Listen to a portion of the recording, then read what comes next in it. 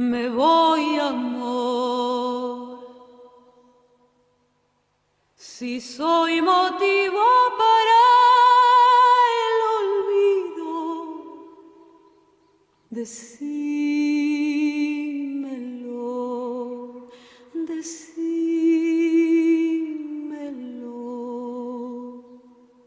L'aventure François Lurton en Argentine commence en 1992. François et son frère Jacques arrivent en Argentine à l'origine comme consultants. Ils ont été appelés par Catena pour travailler sur des grands vins argentins, à l'origine sur des Cabernet Sauvignon, donc dans les années 92. Et très vite, François et Jacques ont découvert ce magnifique potentiel des vins argentins et en particulier des Malbec. Et ils ont très vite, après leur expérience de consultant, très vite développé leur propre projet en recherchant d'abord des terres. Ils recherchaient un vignoble, un terroir qui correspondait vraiment à leurs aspirations.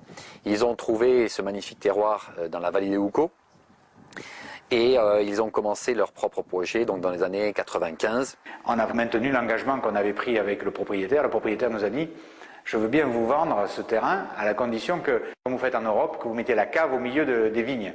Parce que là-bas, les gens ne mettaient jamais la cave au milieu des vignes. La cave était à Mendoza ou à côté d'une ville, et les vignes étaient dans la campagne. Donc nous, on avait créé un premier précédent, c'était de se mettre dans cet endroit, et un deuxième, c'était de mettre la cave au milieu des vignes. C'est-à-dire que là, à partir de la cave, il fallait amener le personnel après, parce que les gens, ils n'avaient pas l'habitude d'aller travailler si loin. On n'avait pas l'électricité, il a fallu tirer 5 km de fil électrique à nos frais. Il a fallu créer des chemins, il a fallu tout ça. Ça a été parce qu'on a aménagé dans un désert.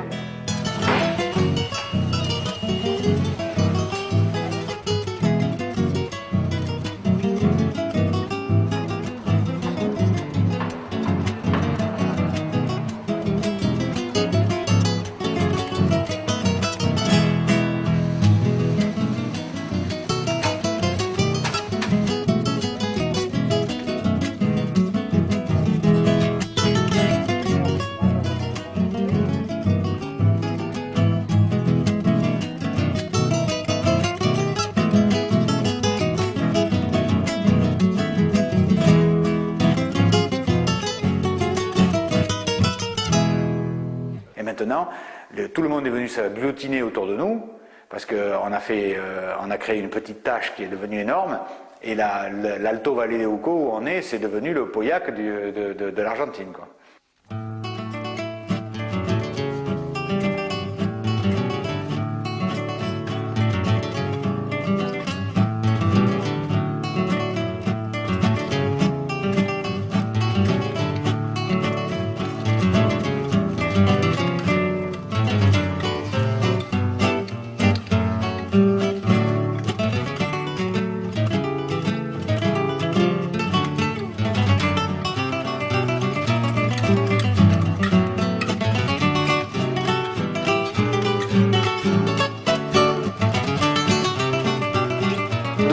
Ici, dans cette parcelle de Malbec à très haute densité, de 20 000 pieds hectares, donc dans des rangs étroits d'1 mètre de large à peine, et sur des plantes espacées de 50 cm.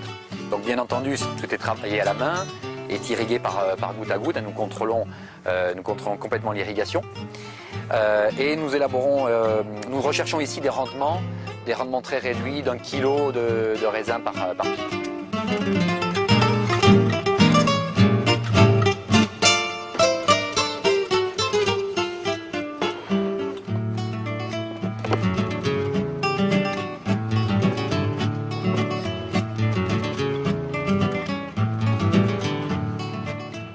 Les Français ont apporté beaucoup de savoir-faire, beaucoup d'expertise, beaucoup de techniques, notamment en matière d'assemblage, de dégustation.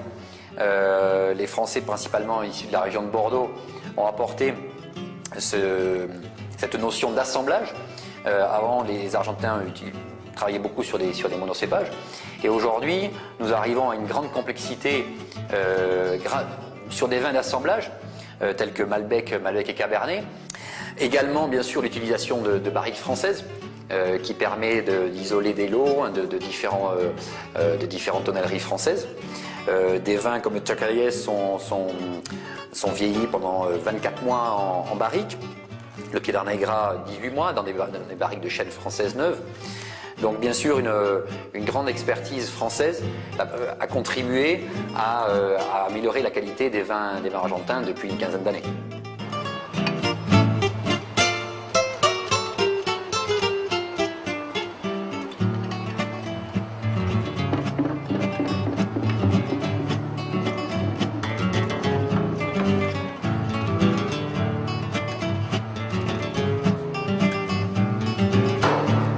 Réelle éducation autour de la vigne et il y a une réelle éducation même au niveau supérieur de la vigne. Donc on n'avait aucun problème de formation. Mais c'est que les Argentins n'ont pas le même engouement que les Chiliens pour le travail, je dirais, c'est pour être gentil.